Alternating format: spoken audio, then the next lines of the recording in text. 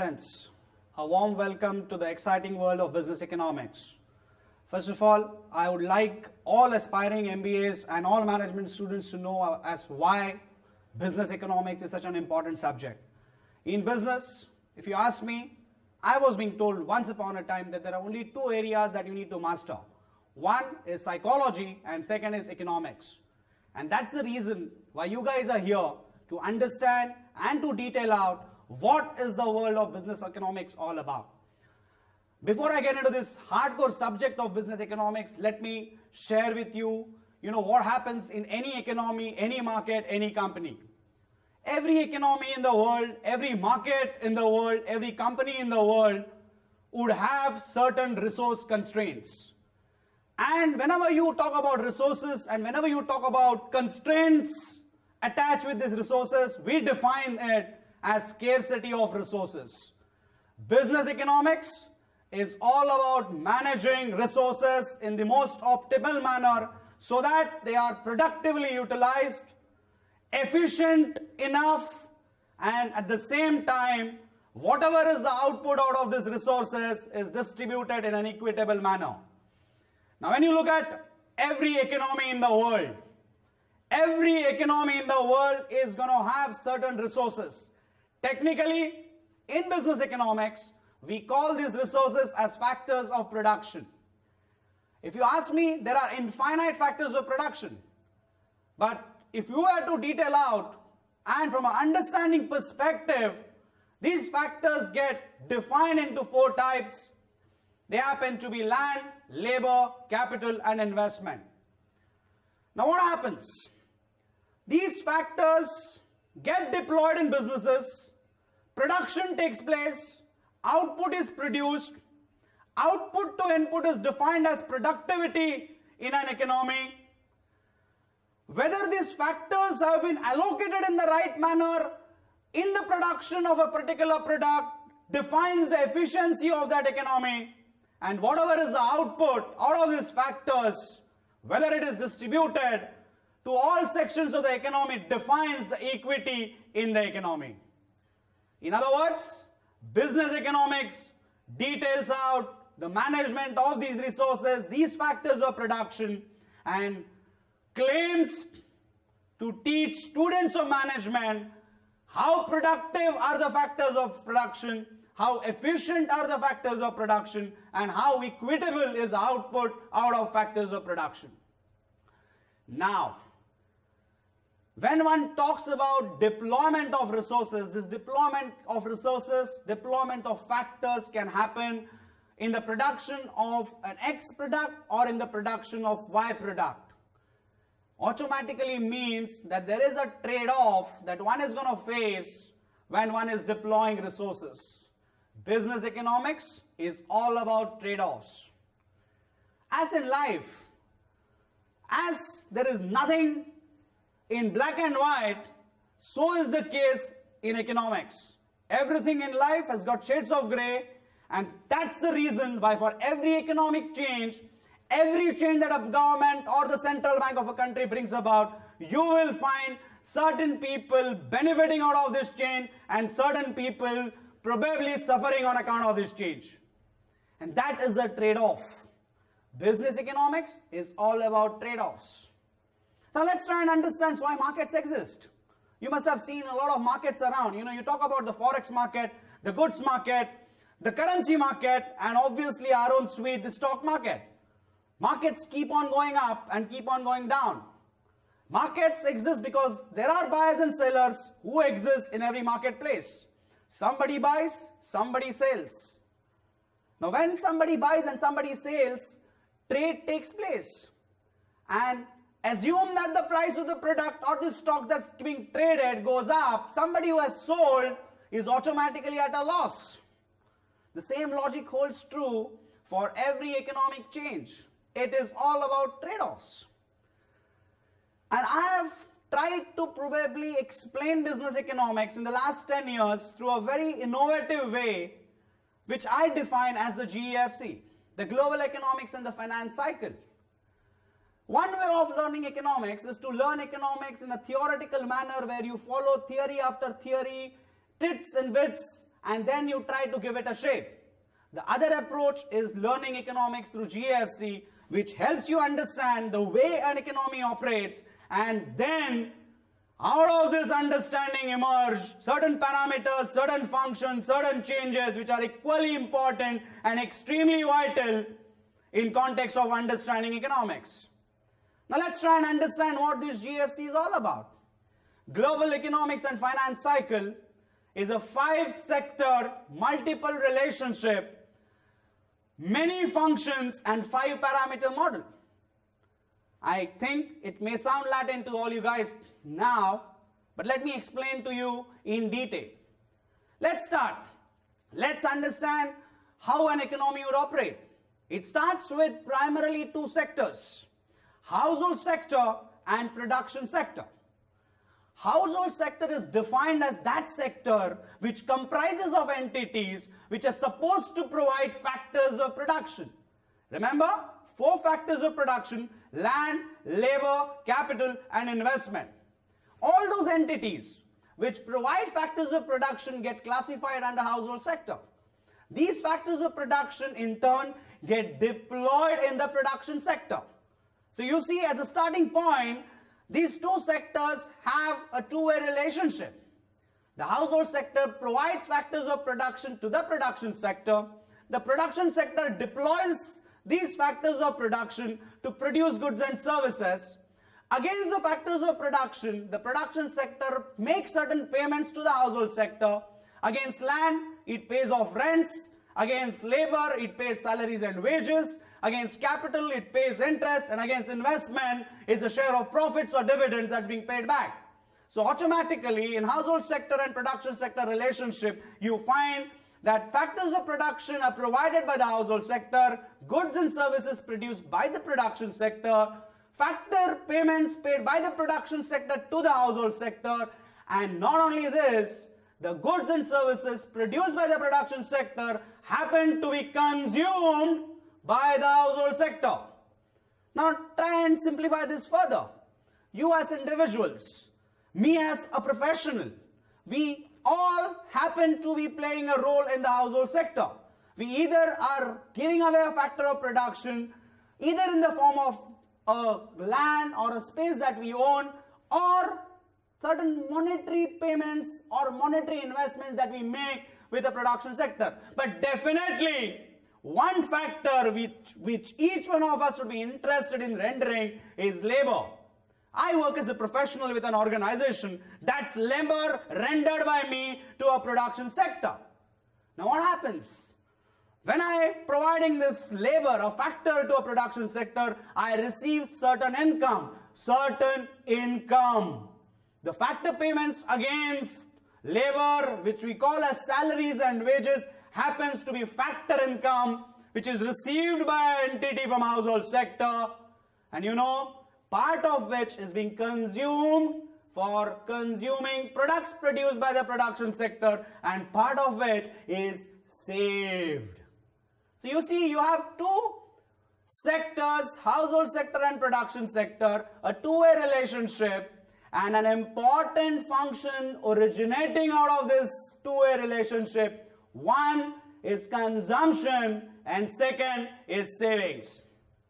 Savings from the household sector, you all know, happens in banks, financial institutions, mutual funds, insurance companies, tax companies, and so on. Some of you might probably prefer to save or /invest in the stock market, in the equity. All these entities get categorized under one important sector in the GFC, which is called as a financial sector.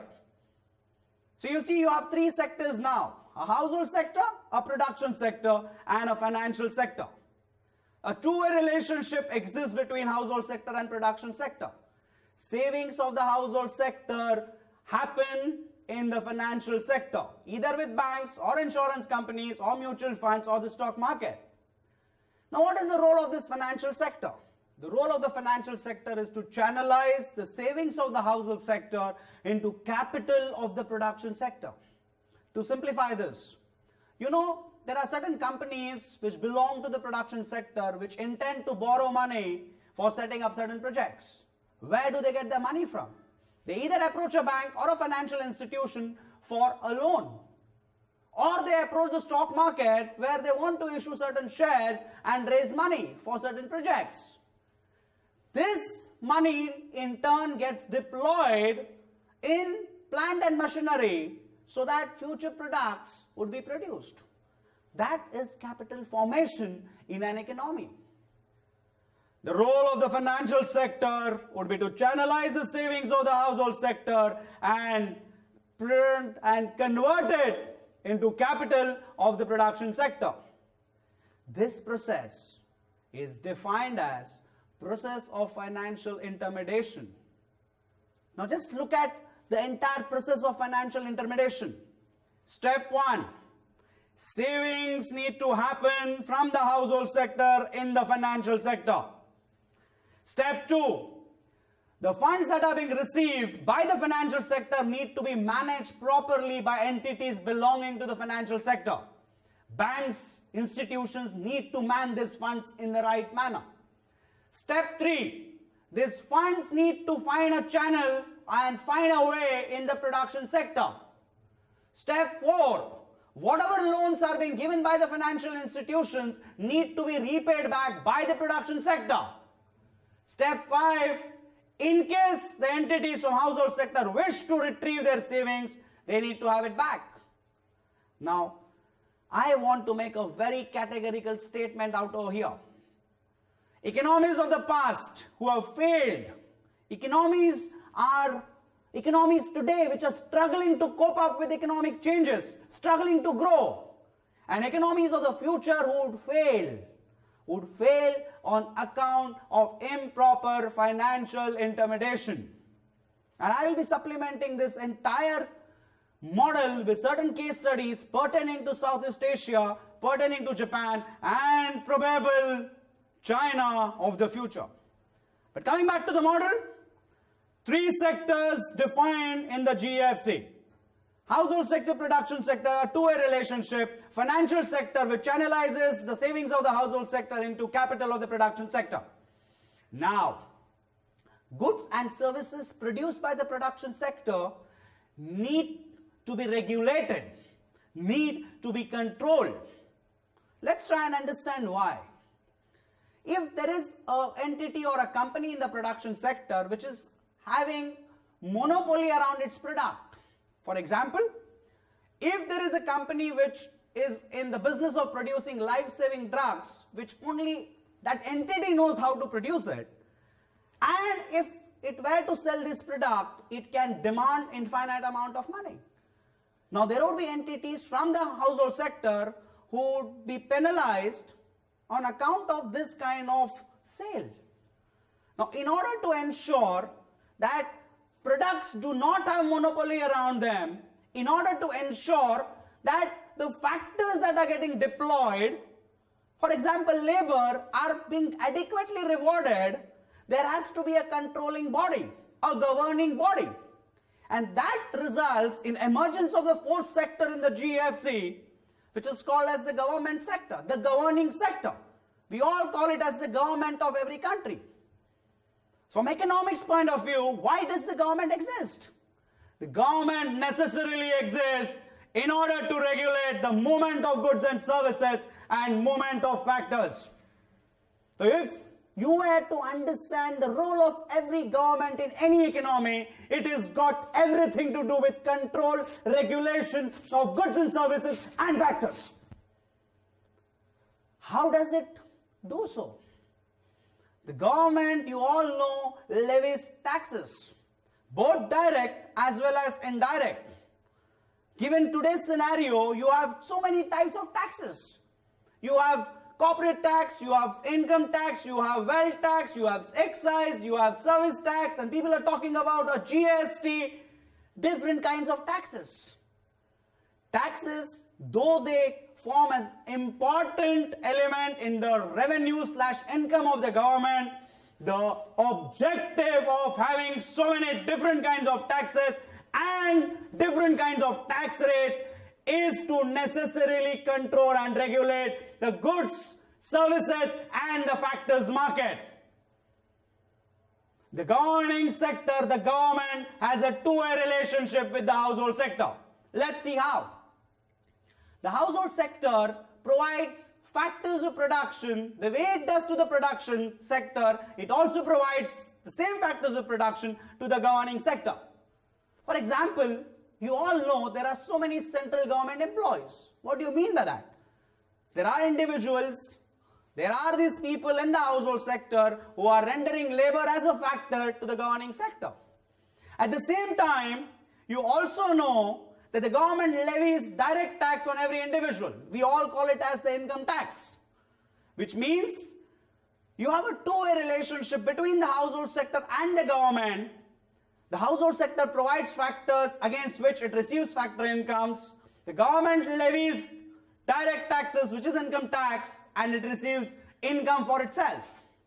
At the same time, the governing sector or the government would also levy direct as well as indirect taxes on the production sector. Excise, sales tax, levied by the government of the production sector, against which it receives incomes. And at the same time, government also consumes certain goods and services produced by the production sector. So you see, government plays, many roles in every economy. But why does the government exist? The government exists primarily to control and regulate the goods and the factors market. It does so by being an entity in the household sector where it consumes goods and services. It does so by being an entity in the production sector where it produces goods and services through its production units, the PSUs that we all talk about. It acts as a controller, and at the same time, it acts as a policeman. Government also acts as a policeman. It needs to ensure that certain products are prohibited in every economy. For example, we all know that all economies of the world prohibit production of drugs. Opium, and I don't know what all kinds of drugs exist, but drugs prohibited by the government in every economy. So you see, government plays different kinds of roles. It plays a role of being a household sector entity where it consumes goods and services produced by the production sector. It acts as an entity of the production sector where it produces goods and services through its production units, the PSUs. It acts as a regulator, and it does so by either coming out with regulations or by levy of taxes. So you see, you have four sectors now in the GEFC. The household sector, the production sector, the financial sector, and the government. Now this model of an economy would be apt for a closed economy which does not have a relationship with the outside world.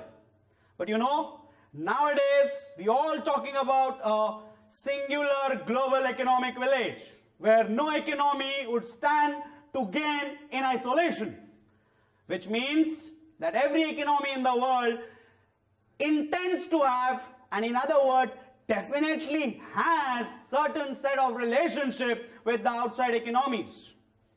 These relationships get categorized under the fifth sector of the GEFC called as the external sector. Now, external sector in turn automatically has relationship with the other four sectors of the GEFC. Let's see how. The government, levies tariffs, import duties, quotas on certain import elements and certain imported products. At the same time, it also levies export duties and comes out with regulation either to promote exports or to ban exports. The external sector has a strong relationship with the household sector too. You've seen a lot of Indians working in the Silicon Valley. What does it mean? It is a factor / labor rendered by an entity belonging to the household sector in the external sector. The external sector automatically has a relationship with the production sector. We all know export and imports keep on taking place. Import is buying into products which are produced in the outside economy and consuming it domestically. Export, on the other hand, is to sell a domestically produced product in the outside economy. Nowadays, we've also been talking about an era where FIIs, FDIs, ADRs, GDRs, ECBs are the jargons to reckon with. What does it mean? It means that these are things which establish a relationship of the external sector with the financial sector in the domestic economy.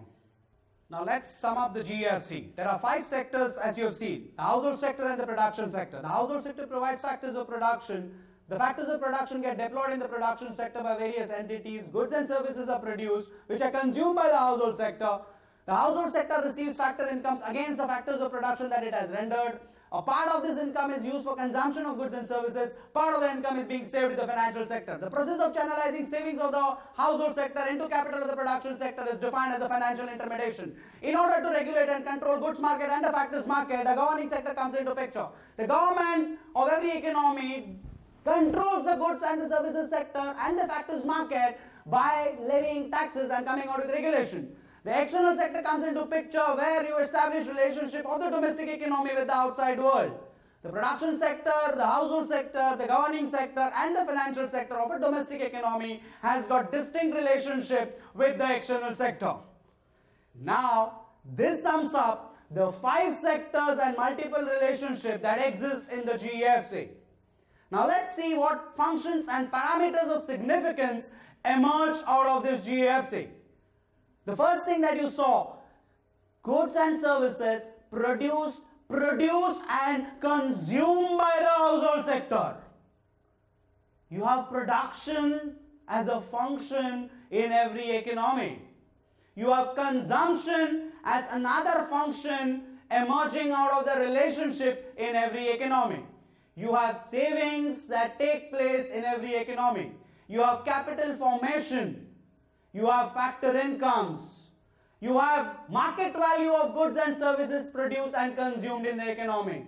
You have revenues of the government. You have expenditure of the government. You have certain tax collections and you have various components of taxes that one are talking about. Various functions tend to emerge. And so do various parameters. And in business economics, what one studies is this parameters of significance. There are essentially 5 parameters of significance. It's the understanding of these 5 parameters and the relationship that exists between these parameters is what business economics is all about. Let's see what are these 5 parameters and how do they emerge out of the relationship between various sectors of GEFC. The first parameter, GDP. You know, we all talk about GDP. We talk about economic growth. We talk about GDP growth. The whole world's talking about emerging economies growing in excess of 8%. The whole world's talking about China and India being economies of the future. The whole world's talking about China outsmarting US in year 2050 to become the single largest economy in the world. What do you mean by that? It means that the GDP of these economies, necessarily China and India, are likely to soar in future. GDP, an important macroeconomic parameter. Second parameter, inflation. Every now and then, I'm sure, each one of you would have seen various news articles, various clippings pertaining to inflation and inflation concerns. Whether it is Chidambaram in Indian context, or whether it is the Federal Bank governor in American context, or whether it is the People's Bank of China's governor, they all have been talking about inflation as an important parameter. The third parameter, interest rates. Every now and then interest rates are either being jacked up or are going down. In today's context, in India, people are really worried about the rising interest rates. The fourth parameter, money supply. And the fifth one, exchange rate. It is the understanding of these 5 parameters and the relationship that exists between these 5 parameters is what defines business economics. Let me define the parameter and see the emergence of this parameter.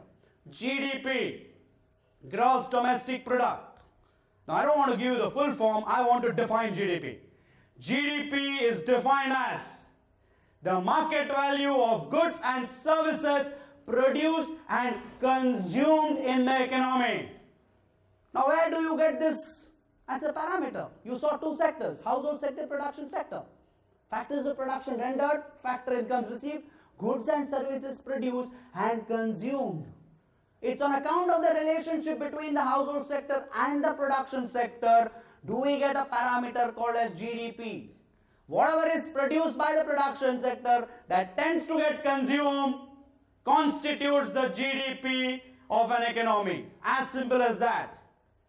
Second parameter, inflation. Inflation in simplest of words is the increase in price level of products. Now, let me simplify this further. If there is a basket of goods comprising of 10 products and the weighted average price of this basket of goods happens to be P1 in year 2007, in year 2008, if the same basket of goods is priced at P2, the increase in price of this basket of products is defined as inflation. Now, where does this parameter emerge? Again, from the relationship that exists between household sector and the production sector. Goods and services produced and consumed by the household sector. Emergence is very vital because you will find that GDP also emerges on account of relationship between the production sector and the household sector. Inflation also emerges on account of relationship between production sector and household sector. The third parameter of significance, interest rate. You saw financial intermediation as a process of channelizing savings into capital of production sector. Financial intermediation. When the financial intermediary or a financial sector entity lends money to the production sector entity, it does so at a particular rate. The rate at which a prime institution in the country lends money to a clientele in the production sector is defined as the interest rate. In other words, interest rate means lending rates in the economy. The fourth parameter, money supply. Money supply is very simple. You know, in lots of books of economics, you will find different kinds of definition of money supply. And they talk about M1, M2, M3, M4, M5, and nowadays people are talking about Mn. I don't know when they are going to end. Money supply for us, for students of business economics, is the currency printed by the central bank plus the deposit base of all banks in the financial sector. To repeat, money supply is the sum total of currency printed by the central bank of the country and the deposit base of all banks in the financial sector. The last parameter of significance, exchange rate. Rate at which you exchange your currency for foreign exchange and vice versa. Where does it emerge from? When all of sectors of the domestic economy, namely government, household sector, production sector, financial sector has a relationship with the external sector, there is a need for you to convert your currency into foreign exchange. The rate at which you convert it is the exchange rate. In the definition of money supply, you saw that money supply is defined as the total of currency printed by the central bank and the deposit base of various banks. From where did central bank come into picture in the GFC? Now, when we mentioned that government comes into picture to control the goods and the factors market, in order to control the movement of money from the household sector to the production sector, there has to be an important entity, and that is defined as the central bank. In Indian context, we call it as the Reserve Bank of India. In American context, we all talk about it as Federal Bank. In Japanese context, it is Bank of Japan. In Chinese context, it is People's Bank of China, and so on. Every country will have two important entities controlling the economy. One, the government, which controls the goods and the factors market. Second, the central bank, which controls the money market. Now, you find that you have 5 sectors, multiple relationship, many functions, and 5 parameters emerging out of this GFC. It also results in emergence of 3 markets. One, where goods and services were moving from production sector to household sector, so you have a goods market. Second, factors were moving, so you have a factors market. And third, money was moving, and that's why you have a money market. And when you had movement of money, we also said it is with the external sector, so you have a forex market, different kinds of markets emerging. Now, as students of business economics, all we need to know is to understand the relationships that exist between these parameters. Once you guys know where did these parameters emerge from, and when you know the underlying relationship, you will find that any change in the relationship which is underlying will change the parameter, and on account of which other parameter would get affected. That's the root in studying business economics. Let's try and understand this from a perspective of a simple little case. We all, in the last 10 years, have been deliberating, discussing, debating on the fiscal deficit of the government of this country. Now, what is fiscal deficit all about? Where does it emerge from in the GFC? You saw government levying taxes to control goods and factors market. The total income that it receives on account of taxation happens to constitute the revenues of the government. And the government also acts as an entity in the household sector, which means it consumes goods and services. It spends. The difference between government's revenues and expenditure is defined as fiscal balance of a country, and if the revenues happen to be less than the expenditure, we call it as a fiscal deficit. And in the last 10 years, you would have found out that a lot of people would have said that this country, this India, has had fiscal deficit year after year. And let me tell you, it is vital. It is extremely vital for a country like India, for an emerging economy like India, to have fiscal deficit. Let's try and understand the implication of fiscal deficit and how it impacts various relationships and subsequently the parameters. Fiscal deficit. If the government's revenues are less than its expenditure plans, then it needs to finance it. What are the options with the government? The government has necessarily got two options. It says, I need certain funds to spend. I go to the central bank of the country and say, Central Bank, please give me funds. So the government of India goes to Reserve Bank of India and says, please give me funds. The Reserve Bank of India has no choice but to give loans to the government. Now, a loan happens to be an asset of the Reserve Bank of the country. I hope everyone is aware of the balance sheet components of a company. Asset, liabilities, balances each other, and that's what a balance sheet is all about. And if you're giving a loan, you own that, which means it happens to be your asset. So whenever Reserve Bank of a country gives loans to the government of the country, it happens to be the asset of the Reserve Bank, against which it needs to have a balancing component in the balance sheet, which is done by the central bank by printing of currency. When the central bank of the country prints currency, what is that would increase? Absolutely correct. It is money supply, because money supply definition was currency plus total deposit base of all banks.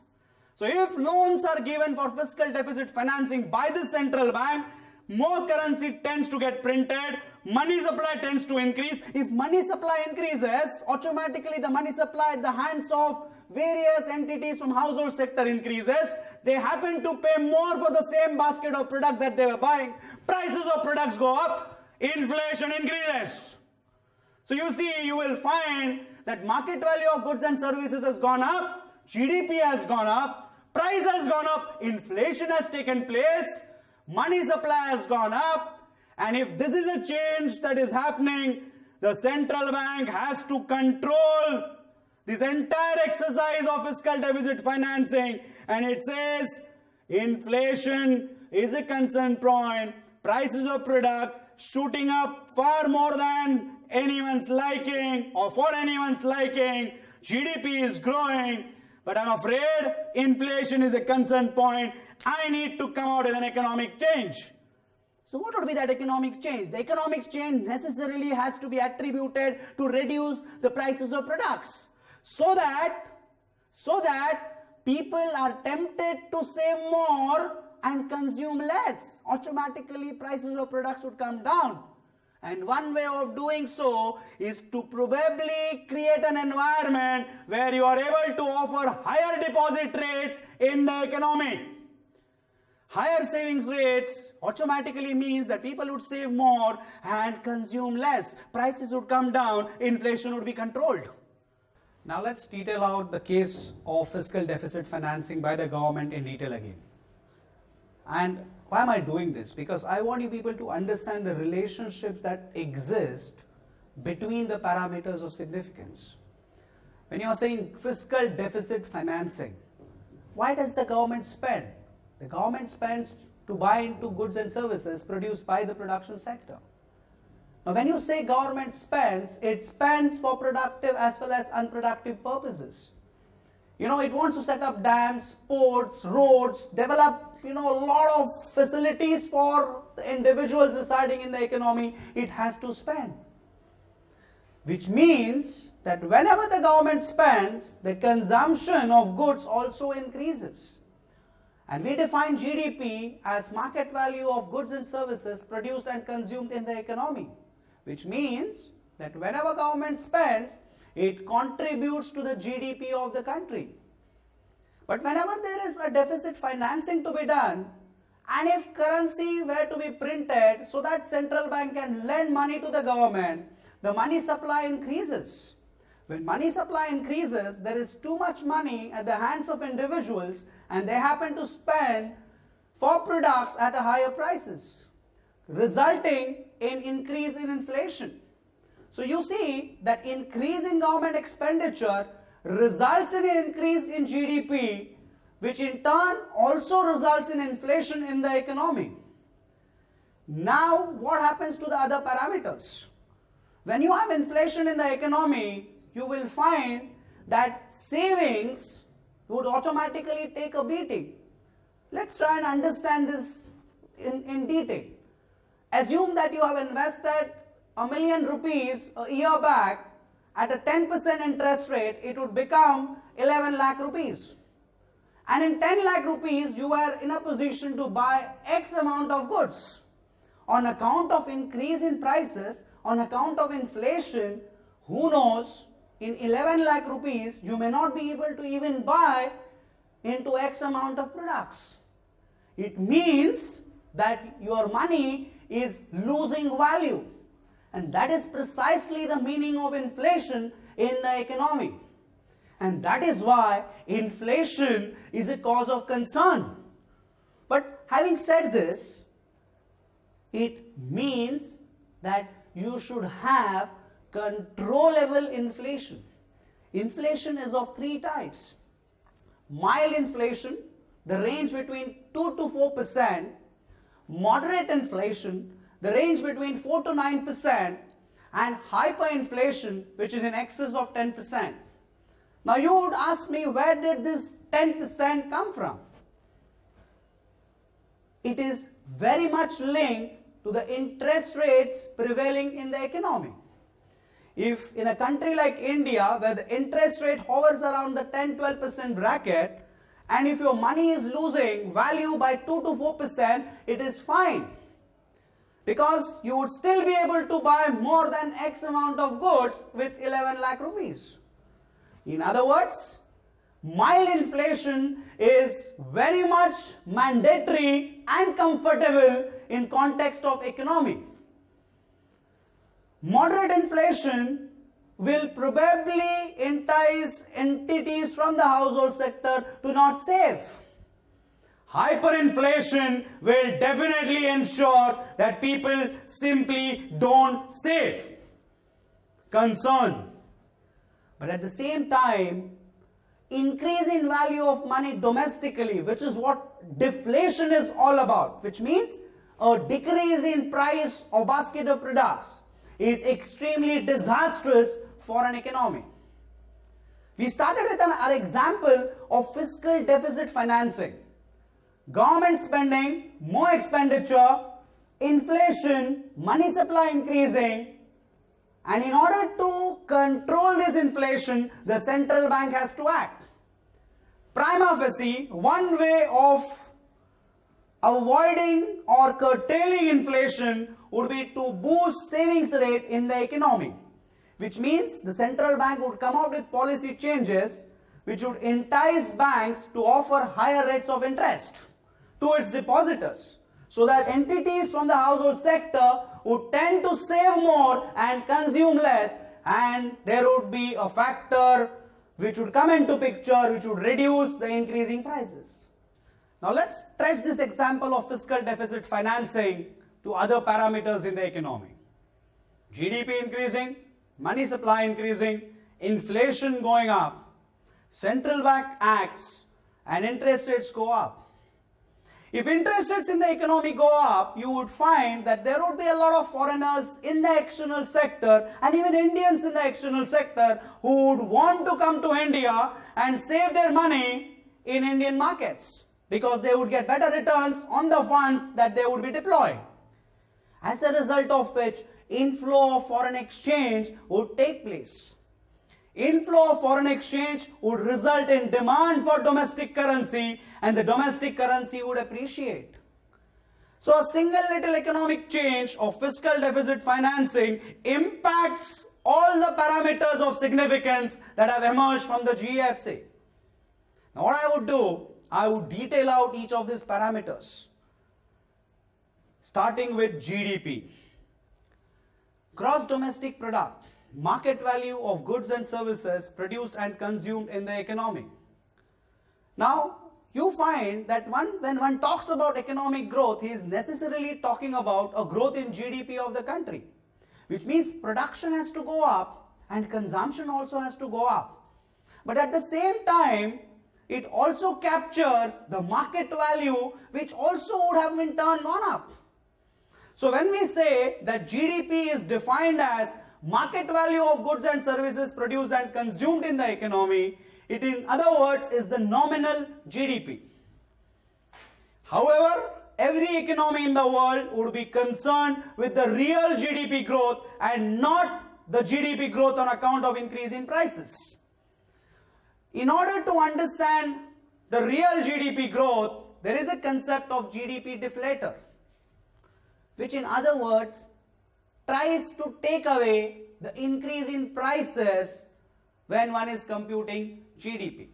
To simplify this further, if market value of goods that were produced and consumed in economy was P1, the market value is considered to be the same in computation of the GDP when you are accounting for GDP growth. In other words, the real GDP takes into consideration only the amount of products and services that have been produced more and consumed more. Real GDP. Technically, and for simplicity for students of business economics, nominal less inflation gives you real variables.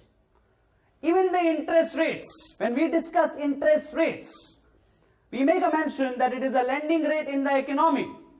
But the rate that we talk about, if the savings deposit rate is 8% and the lending rate is 9 or 10 or 12%, these are nominal rates of interest. And the real rate of interest, in other words, would be nominal rate of interest less inflation. And that's how you see how inflation plays a very vital role. If nominal rates of interest less inflation happens to be negative, it means that you are in a country which is generating negative rates of return. And when one talks about moderate to hyperinflation, you are talking about a scenario for an economy which is generating negative rates of return. And I will cite a few examples of economies which have had hyperinflation and had negative rates of return.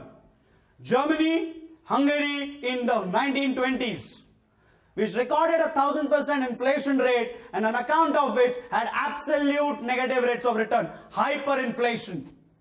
Even today, people and economies like Serbia and Zimbabwe have inflation in excess of 20-25%, accounting for negative rates of return.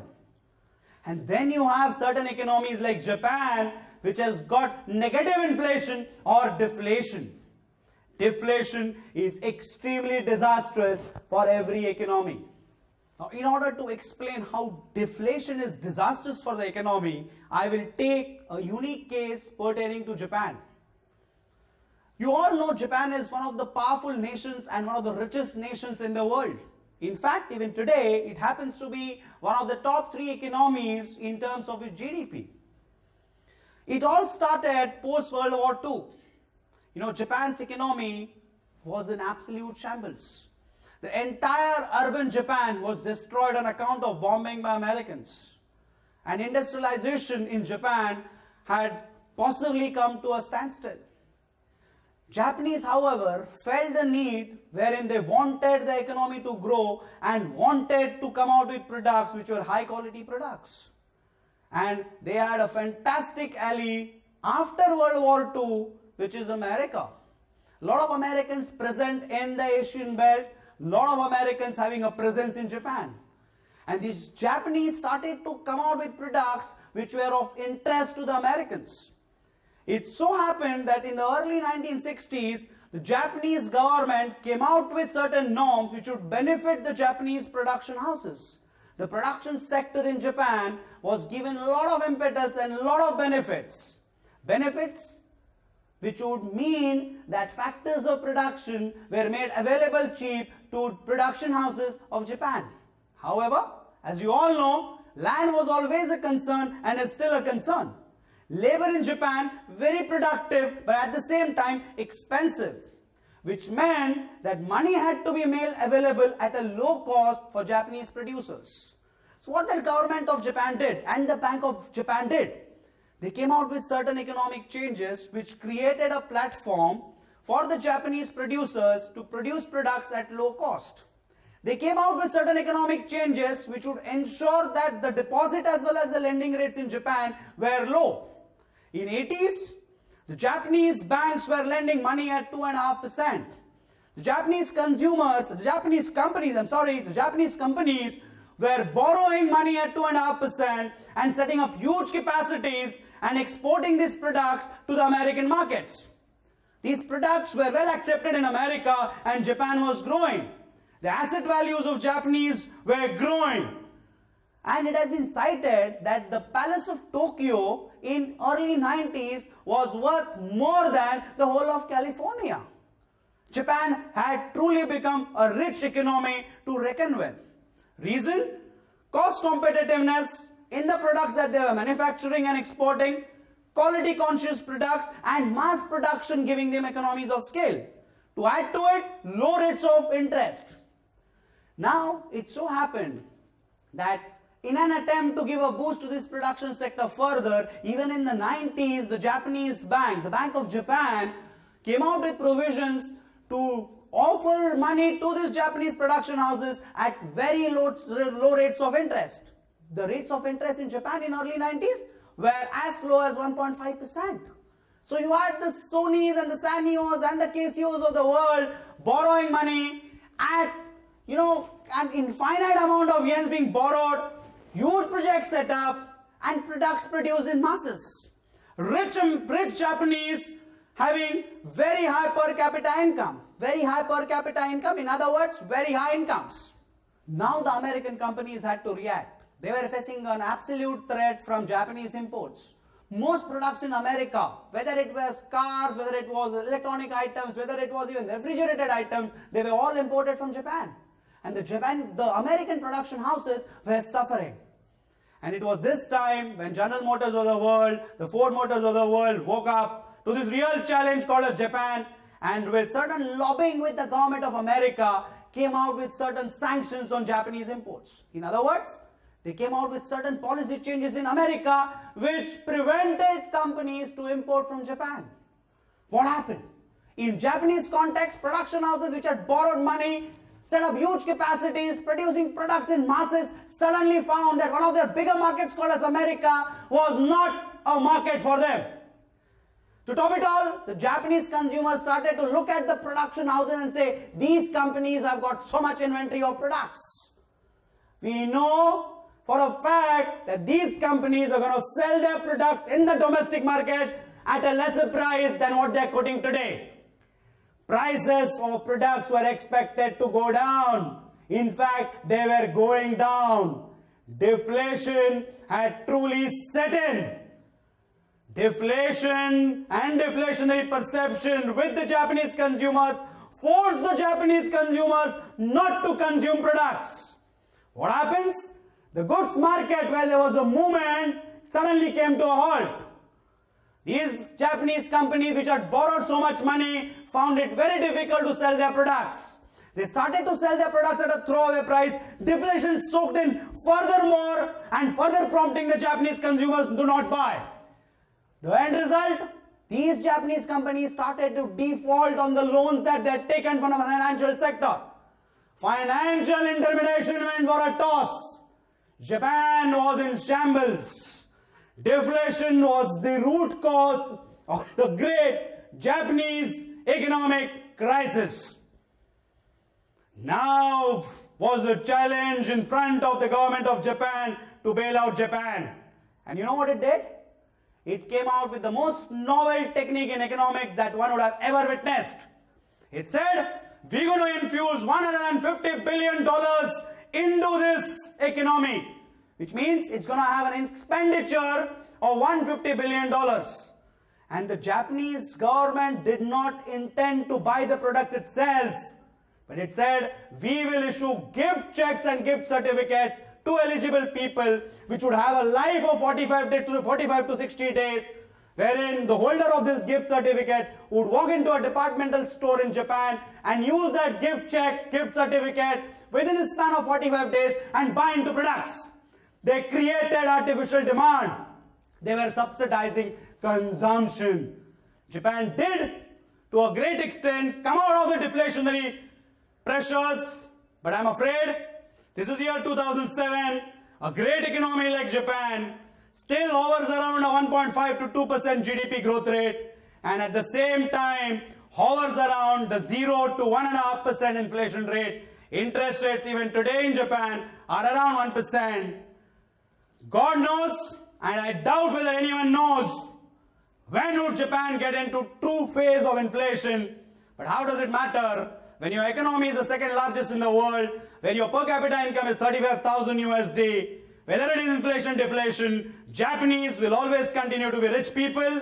The fact remains, it's a case of deflation which rocked Japan, and deflation as a crisis point has been well established. Now we have seen two important cases. One was pertaining to fiscal deficit financing, and second was the Japanese economic crisis. But let's now for some time go back to our GFC and try and understand certain other functions and certain other concepts that you as students of business economics need to know. It all starts with the external sector, because in today's context, when we are claiming that we are moving towards a singular global economic village, there are certain terms and certain functions that you guys need to be aware of. In fact, you need to have mastered them. And it starts with currency concepts pertaining to flotation and convertibility. Exchange rate definition, rate at which you convert your currency for foreign exchange and vice versa. Now, there are two important concepts attached with exchange rate: flotation and convertibility. Let's try and detail these two concepts now. Flotation. Flotation means the market value of the currency determined by the market forces. What are the market forces? Market forces are the demand and supply forces. For every commodity, for every product, is the market forces which determines its value. And whenever you have a regime wherein market value is determined or the price is determined by the market forces, it means that there is a floating regime. How is it a case in case of currency? For a currency to be floated or a currency to be existing in a floating regime, you find that the demand and supply forces of the currency determine its value. Export, import, FIIs in, FIIs out, loans taken, loans given, all these happen to be market forces. Let's understand this in detail further. Whenever you export, you receive payments in foreign exchange. What do you do with that foreign exchange? You sell the foreign exchange and demand for domestic currency. In other words, it acts as a demand force for the domestic currency. The same logic, whenever you import, you're going to make a payment in foreign exchange, you're going to demand for foreign currency. These demand and supply forces of currencies determine the value of a currency. And that is the concept of flotation. Most developed economies in the world, including the US and the European Union economies, have floating currencies, which means that the dollar would keep on going up and going down in value depending on the demand and supply of dollar. In Indian context too, we have a floating currency, and that is the reason you will find that the Indian currency would keep on moving up or going down. In fact, in the last quarter, one of the important concerns raised by the central bank of this country was the rising value of Indian currency. And this is only possible if the currency is in the regime of floating.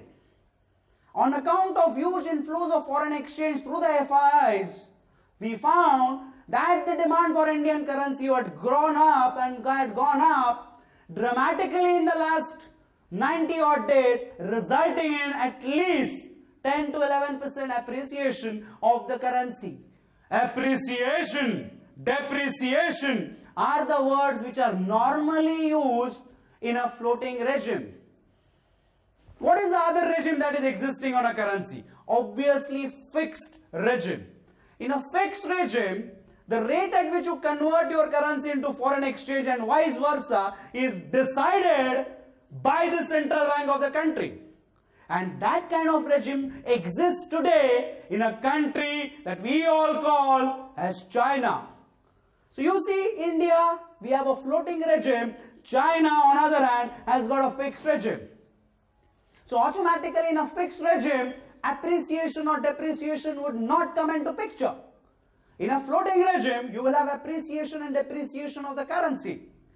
And if the central bank decides to either revalue the currency, as was the case in China a year back, we say it is revaluation or devaluation of a currency. So in floating regime, you have appreciation if the value of the domestic currency goes up, and in fixed regime, you have revaluation if the value of the currency is made to go up by the central bank. Concept number 1, flotation. Now let's look at concept 2, convertibility. And you will find convertibility as a concept being debated and deliberated in many economic forums today. What is convertibility? Convertibility is the right to convert your currency into foreign exchange and vice versa. It's a right, which means you are permitted to convert your currency for a certain transaction and you are not permitted to convert your currency for certain other transactions. Now, if you have a currency regime where you are allowed to convert your currency for any whatsoever transaction, we say that you have full convertibility. And when you have certain restrictions, we say we have partial convertibility or fixed currency without any convertibility. Now you will find that there are two concepts, floating and convertible currencies.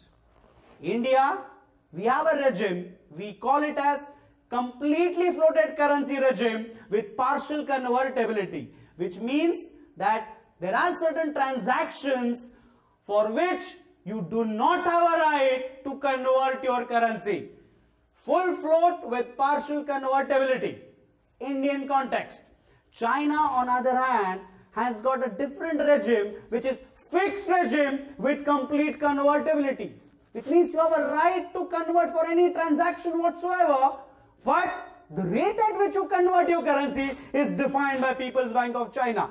Two emerging, growing economies poised to be number 2 and number 3 in the world a decade down the road, completely different regimes. Now, let's try and detail out certain other concepts which are equally important in context of understanding the global economic village. balance of trade. Where does the balance of trade concept emerge from in the GAFC? Yeah, correct. It's the production sector which has got a relationship with the external sector through import and export. Balance of trade is the net of export and import. Plain and simple. So every country will have a positive balance of trade if its exports are more than its imports. And many countries will have negative balance of trade, as is the case in India, where you have exports less than imports. Then you have balance of invisibles. Balance of invisibles constitutes the inflow / outflow of foreign exchange on account of interest payments or anything which is one time in nature. Any help given to another country, any help taken from another country, interest paid on the loan taken, interest received on the loan given, dividends repatriated, incomes received, incomes paid, all gets constituted under balance of invisibles. Balance of trade plus balance of invisible constitutes the balance of current account for a country. Which means what? Which means that current account balance is extremely vital in understanding the annual operations of every economy. Current account transactions. Now let's understand current account transactions in detail. What is a current account transaction? Current account transactions are those transactions which have repercussions in a financial year or are one time in nature. For example, if somebody travels abroad and he were to incur a expenditure in foreign exchange, then it happens to be a transaction which has got repercussions which is less than 1 year, because it's a one-time transaction. At the same time, whenever you pay interest for a loan taken from abroad, interest is for the year, which means you're talking about a transaction which has got repercussion only for 1 year. A help given, you normally come across one economy granting a help or a aid to another economy. For example, India in the last year allocated more than $400 million to a country like Bangladesh, which is one time in nature, which means this transaction happens to be a current account inflow in Bangladesh's economy. On other hand, there are certain types of transactions called as capital account transactions. Capital account transactions are those transactions which have got repercussions beyond 1 year. For example, if some company in an economy takes a loan from a foreign entity for a period of 3 years or 5 years or 7 years, then this loan automatically has got a repercussion beyond 1 year and happens to be classified as a capital account transaction or a capital account entry. Investments, we talk about FDI, foreign direct investment, foreign institutional investment. These investments are supposed to have a life which is tending towards infinity, which is obviously more than 1 year, which means all investments, whether they happen in the country or from a country, happen to get classified as capital account transactions. On one hand, we saw balance of trade. We saw balance of invisibles. The sum total of balance of trade and balance of invisible is balance of current account. At the same time, there are certain inflows in a country on account of capital account and certain outflows. The net difference happens to constitute the balance of capital account. Balance of current account plus balance of capital account for a country is balance of payment. And I'm sure you would have come across a lot of economic news and a lot of articles which would have spoken about the balance of payment and the balance of payment crisis witnessed by India in year 1992. I'll take a small case for you to understand this further. Balance of payment is extremely vital for us to understand as what is the extent of inflow or outflow of foreign exchange for a country in a financial year. Balance of payment, when it gets cumulated, which means that 2004, if India had a balance of payment of $200 billion, and in 2001 it was 208, and 2002 it was 94, the sum total of all this, if it happens to be positive, it gets contributed in the forex reserves of the country. So accumulation of balance of payment results in forex reserves of a country. Now, let's take a small case of the BOP crisis in Indian context witnessed in year 91-92. Before 91-92, India was a closed economy with very little or no interaction with the external world, which means if you look at the GAFC, the external sector was playing a very insignificant role in context of India.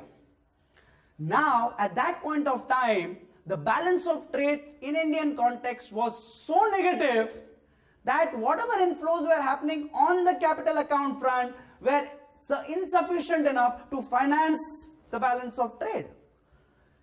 In other words, as you all know, that India has been a net importer of oil.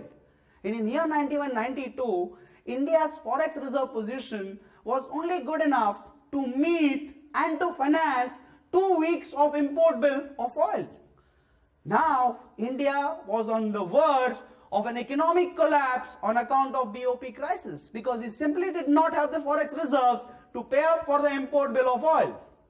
In such a situation, IMF, the International Monetary Fund, an arm of the World Bank, came to India's rescue to bail out India, but the insistence was that India should open up, India should liberalize, and India needs to integrate with the outside world. In other words, India needs to globalize.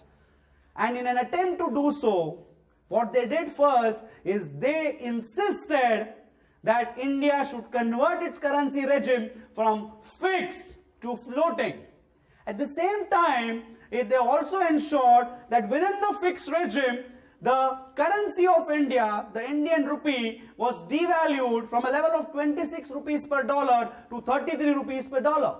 Now what happens because of this?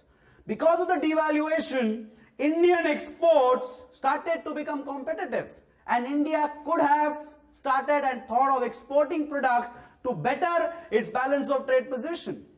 At the same time, IMF funded India's BOT payments to a tune of $16 billion. And that is how India's road towards globalization was born. And the root cause was the BOP crisis witnessed in year 91-92. And I'm sure you would have come across news snippets which said Indian government is pledging gold with Bank of England to probably our forex reserves. And there was a lot of controversy around this case, but the fact remains, if you don't have funds to finance your import bill, where do you get your funds from? You have no choice but to pledge your assets and probably take a loan in foreign exchange to pay up for the import bill. The BOP crisis, even today, is considered to be an important milestone because that set the tone in Indian context to liberalize and to globalize. Now, having understood current account and capital account transactions, let's try and sum up, the application of current account and capital account with respect to convertibility of the currency that I mentioned. I made a mention that Indian currency is partly convertible, which means that it is convertible on the current account and is partially convertible on capital account. In Indian context, as of 2007, we allow foreign institutional investors, FDI, ECBs, and other loans to be brought in form of foreign exchange in this country. Inflow of foreign exchange has been allowed for capital account transactions, but outflow of foreign exchange for capital account transactions is with a lot of prohibition and with a lot of conditions. The conditions as of today that exist: if you are an export-oriented company, then you can use your export earnings to buy out or invest in a foreign company. For example, you would have heard that the Tata Group has recently bought into Corus, an European steel manufacturer. A lot of companies of the likes of Infosys, TCS in the last couple of years have invested in Silicon Valley's companies, have in fact taken over a few companies. Now that has been allowed, which is a capital account transaction, on account of the fact that these companies were generating export income for the country. However, many companies in this country which want to set up projects overseas have to still go through a lot of conditionality laid down by the central bank. The fact remains that we as an economy, India as an economy, is committed to integrate itself with the outside world and be a truly global economy of the future, for which it needs to necessarily have a currency which is fully convertible. And there have been certain steps taken by the government in its budgets in the last year as well as this year, wherein an individual has been allowed to invest up to $1 lakh overseas. And there has been relaxation on investments abroad. But the fact remains, even as of 2007, Indian currency is fully floated and partly convertible. Chinese currency, on the other hand, as I mentioned, is fixed and completely convertible. The European Union, the Americans have been insisting that China should make its currency move from fixed regime to floating regime. Let's understand why they have been insisting on this kind of a change in context of China. You all know that China is an export-oriented company. So much so that we have been talking about Chinese products being available on the shelves in many departmental stores, even in India. China historically has gained an advantage in manufacturing products in the least possible cost, and as a result of which they have been able to become an export-oriented company. Now, when you are exporting, you are automatically receiving foreign exchange. And the belief of the European Union and the Americans and other Western Unions and Western countries is that China has grossly undervalued its currency. To simplify this, the Chinese renminbi today stands at 7.58 yuan per dollar. According to many economists in the West, they believe that the currency value should be somewhere around 7.2 to 7.3 yuan per dollar, which means that an exporter from China has that additional advantage of 0.4 yuan per dollar whenever it is exporting a product. And that is giving an unfair advantage to Chinese producers. And this story, to me, does hold some merit. One day, the Chinese government will have to succumb to the pressures put by the European Union and the Western economies, including the US. And that day would be the day to watch out for, because there is a precedence in history. Argentina in year 2002, when it moved from a fixed regime to floating regime on its currency, what happened was the biggest Argentinian disaster that was witnessed by other Latin American countries like Uruguay and Brazil. The Argentinian currency lost its value. Instead of appreciating when it moved from fixed to floating, its GDP fell by a whopping 40%, the unemployment figures rose dramatically, and Argentina got into a crisis. And that's what history would teach us when one moves from fixed regime to floating regime. So my assessment, China needs to watch out when it moves from fixed to floating. And what happens because of this? Moment Argentina collapsed, Brazil, Uruguay and other economies around Argentina also had to suffer. We need to watch out. Probably 3 years, 5 years from now, when the Chinese government moves its currency from fixed to floating, we might be wanting and waiting for an economic global collapse to happen. Because China today has got relationships with many economies of the world. Let's recollect whatever that we have studied. I made a mention that business economics is a business of managing resources, and you're managing trade-offs. We have a GFC, which is a 5-sector multiple relationship many function 5-parameter model. And each of these 5 parameters, namely GDP, inflation, interest rate, money supply and exchange rate, happen to be related with each other because these parameters happen to emerge out of relationships from the 5 sectors. These parameters are of significance, and it's an interrelationship which is to be understood in detail. We also understood a case of fiscal deficit financing, the Japanese economic crisis, and the case of currency pertaining to convertibility and flotation. And I also have supplemented you with the great Argentinian crisis of year 2002. Now I want to take this entire discussion a bit forward. I am sure as students of management and aspiring managers, you need to develop a capacity to read through economic times or a business standard in the least possible time. And when I mean read through, it means read through. The fact remains, as you move up the corporate ladder, you would find that the time that you would have to spend in reading a business paper would start reducing. It's pointed out by Harvard that on an average, a CEO of an organization does not spend more than 20 minutes in reading through a business paper. Now, to read through everything that's there in that brown color paper in 20 minutes would definitely ask for a detailed understanding of business economics. And I'm sure if you understood what GFC is all about and the relationships pertaining to the GFC or emerging out of GFC, you would be in a position to understand the economic changes and its implication. I will probably showcase in front of you economic thought process that you guys need to develop. For every economic change that a government or the central bank brings about, there has to be a reason. The reason happens to be the root cause of the change. Whenever a change takes place, it will have a future implication, which happens to be the effect or the result of the change.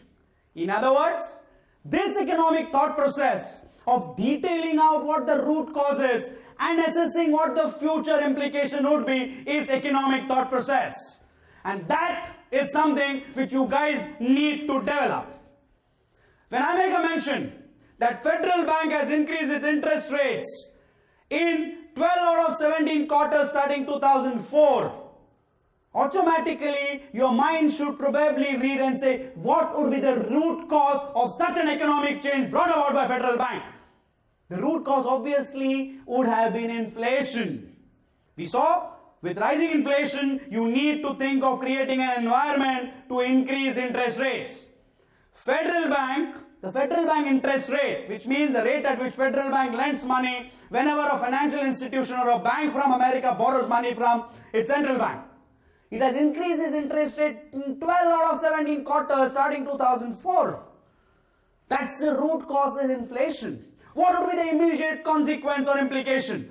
Automatically you're talking about the Fed Bank interest rate going up, the lending rates in America going up, the lending rates going up, investment, capital formation in America suffering, as a result of it production of goods suffering, GDP probably suffering, and GDP suffering needs to be passed on to other economies. Other economies will also think of increasing their interest rate because they are integrated with America, and interest rates as a whole in the world would start increasing. This is the spiraling effect of increasing interest rate on account of increase in Federal Bank's interest rate. What happens because of increase in interest rate in a country like India or in a country like Argentina or in a country like Brazil or Poland or Russia, which are the so-called emerging economies of the world?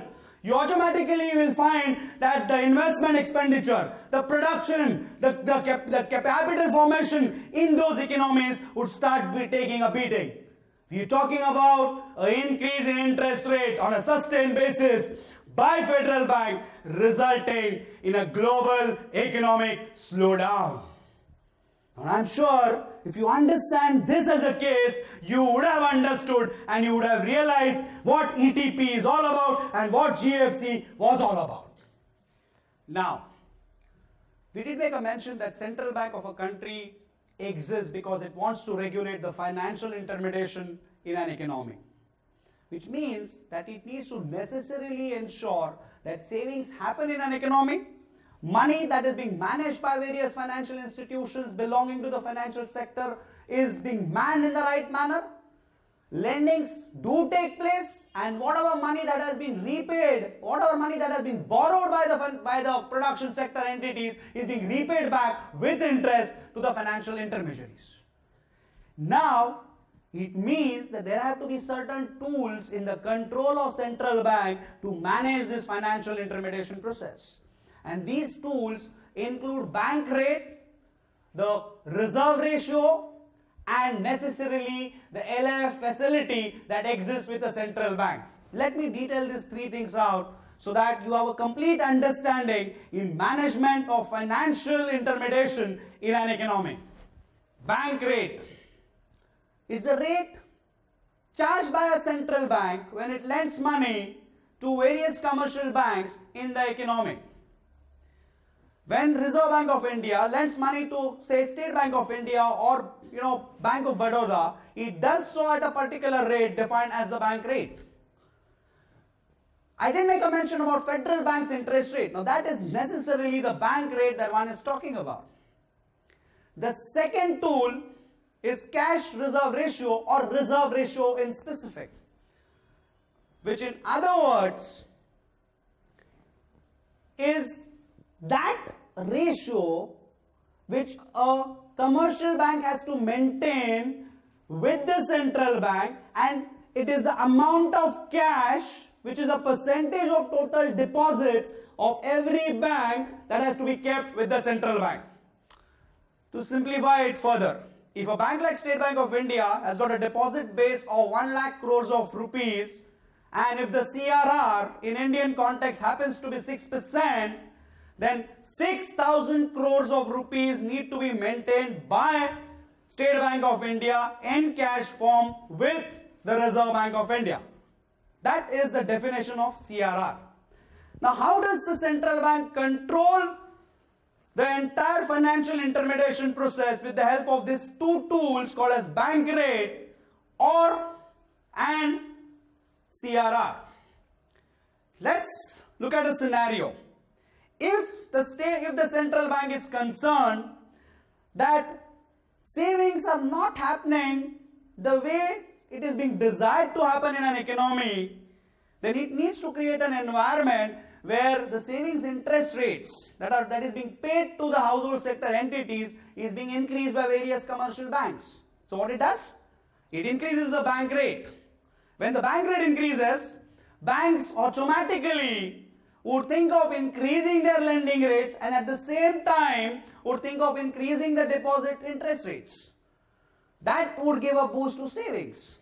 So in order to man the financial intermediation, the central bank uses bank rate as a tool to control and to ensure savings taking place in the economy.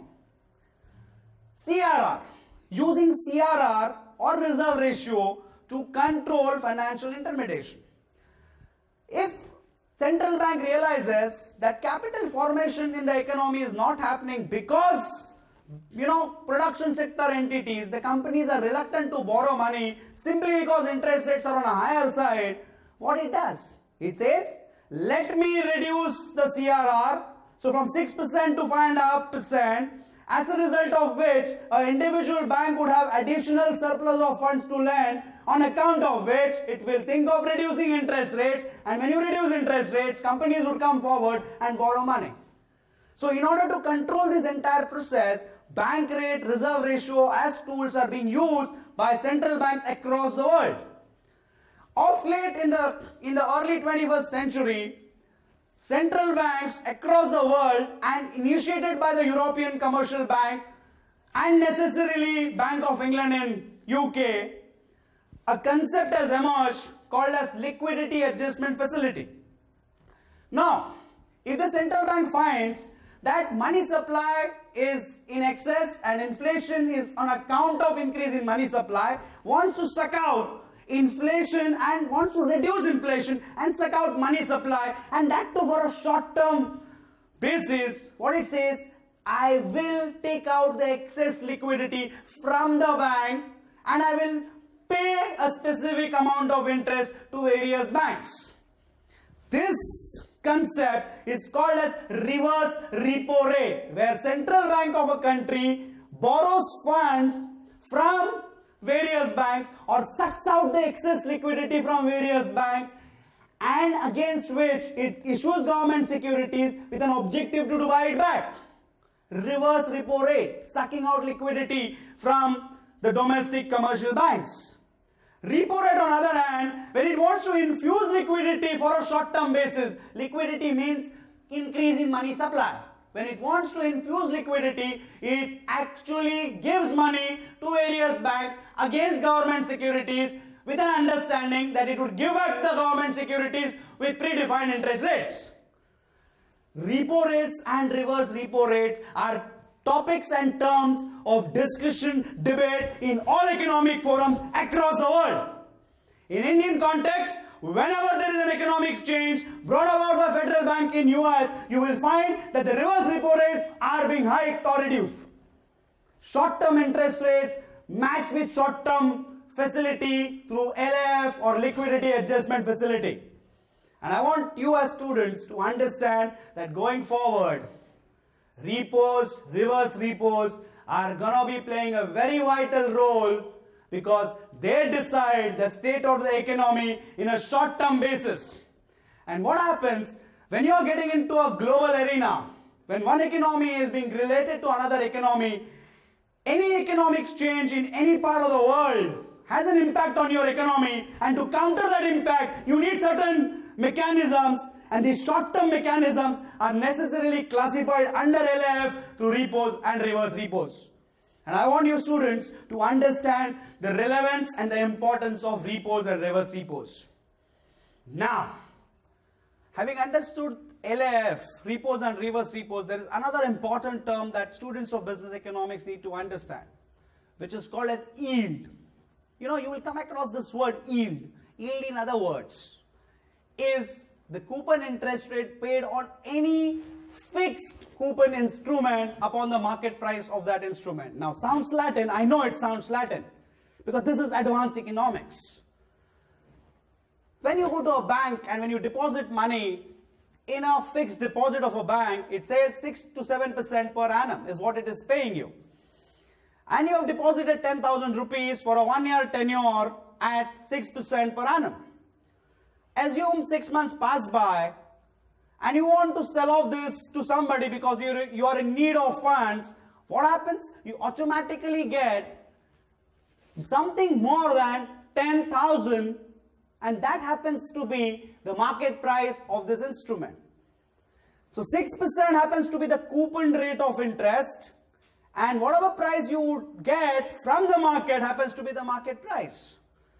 Now, in a scenario where you're talking about an economy being integrated with the outside world, you know, a lot of expectations tend to seek in.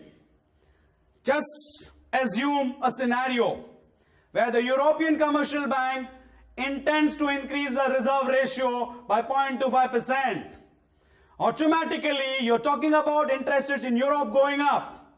There is every likelihood that money from India would move out of India to Europe, and that would result in demand for foreign exchange in India.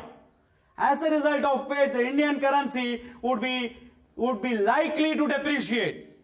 Now, in an attempt to avoid this depreciation, the Indian Central Bank, the Reserve Bank, has to come out with a short-term measure where it tries to increase the reverse repo rates. When the reverse repo rates go up, you would find that there is not much change on the yields on various, long-term, long-duration instruments. But the moment it increases the CRR, in an attempt to probably increase interest rates in India, you would find that the market price of various fixed coupon instruments, including fixed deposits, would come down, because now you have an instrument available where you can park your funds at higher rates of interest. When the market price comes down of the previous existing securities, the yield happens to grow. And whenever you come across a situation in the bond market where yields are moving up, be on a lookout. Look out, which says interest rates in the country are likely to go up. And you, if you happen to be in the production sector, managing in the business, you need to probably be very careful in terms of your borrowings, because when you tend to borrow, go for a fixed rate of borrowing rather than a floating rate of borrowing. Now see the business implication. Either you think of deferring your projects or borrowing funds at fixed rate of interest. And that's the kind of understanding you future managers need to have if you were to understand the implication of an economic change. Yield resulting or increasing yield on a government paper, deciding your decision of setting up projects. Now, having seen the world of economics, the various parameters, a few cases, and a few real applications, I want to take your attention towards very important markets that exist and which are very important in context of studying business economics.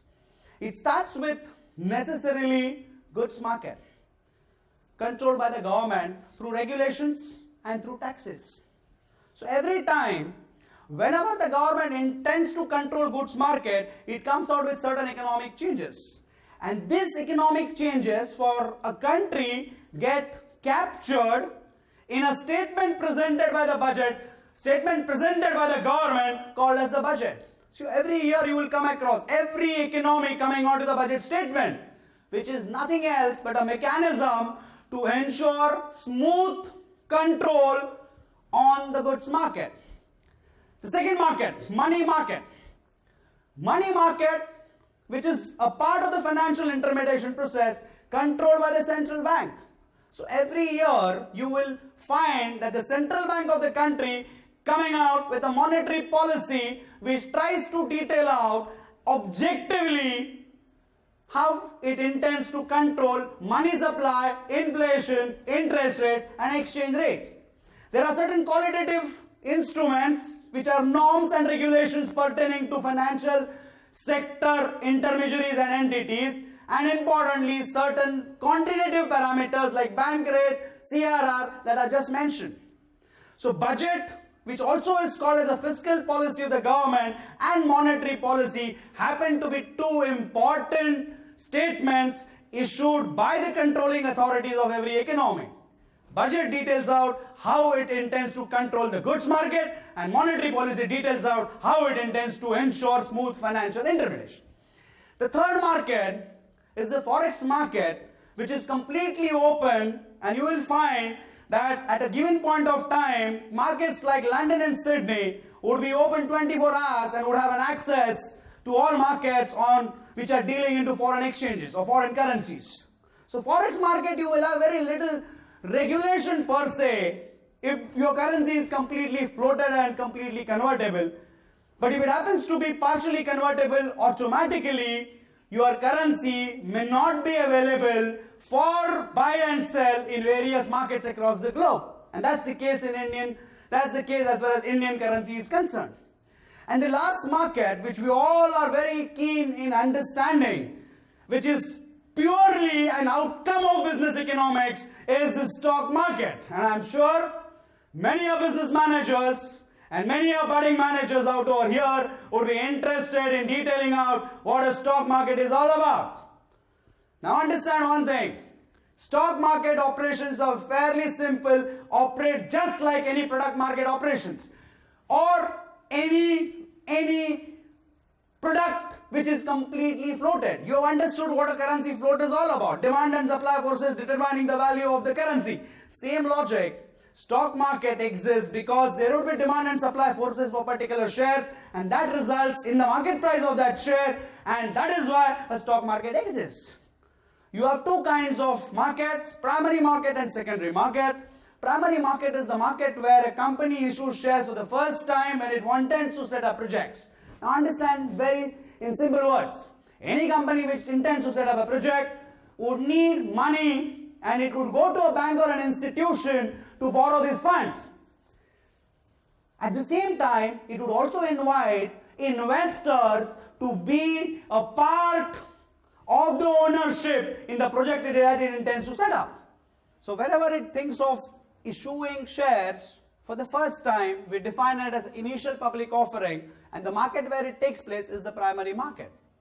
Automatically, as time progresses, there will be certain set of investors who are in need of money or who probably start to believe that the company may not do well in which it has invested, want to get out of that investment. There would be certain set of people on the other hand who wouldn't have had money when the initial public offering came out, and they are now interested in buying into the shares of this company. Automatically, sellers and buyers get created. They come together on an exchange and trade takes place. That is how secondary market comes into picture. As simple as that. So you have a primary market and a secondary market, and shares get traded, and that is what we call as the stock market. The Sensex in Indian markets or Bombay Stock Exchange index, and is nothing else but a mechanism to measure the movement of the market. Now, I don't want to detail out what Sensex is all about, but remember one thing. The Sensex or the index movement of a stock market in an economy is a measure of the future economic potential in the country, because the index comprises of production sector entities. Production sector entities produce goods and services. When they sell, happens to be their income. They make certain profits out of it. And if they make more profits, then the share prices are likely to go up. And if they're going to probably think of having an increase in the share prices, automatically means that more sales, more GDP. No wonder the Indian markets have witnessed a stupendous growth on its index in the last 2 years, where it has moved from a Sensex level of 4,000 to somewhere around 20,000 plus. An absolute measure of the possible growth opportunities that would exist and that would come in future. You're talking about a 9.5% GDP growth rate. You're talking about 2 to 5% inflation hovering around 3% mark. You're talking about 8 to 10% interest rate. You're talking about a 38-39 rupee per dollar figure. We're talking about a 16% growth in money supply. All these parameters happen to be in sync with a growing economy. Welcome to the world of managing India through business economics. Thank you very much and all the best. I hope you guys have got at least elementary information and conceptual clarity on certain aspects of business economics. Now, I would always recommend that you probably revisit the video if needed be. However, in case you happen to read and want to read, whatever I have said, I've got a small little publication. It's a business economics book necessarily meant for budding managers like you. If you happen to be doing your MBA, I think this is a book which would act as a reference book for you. And if you happen to be a potential MBA, then I think this is going to be the base on which you would build your business economic fundas. Everything that I mentioned has been captured in this small little publication. It also details out, certain stories pertaining to various other economies which I would have missed out in my course of delivery.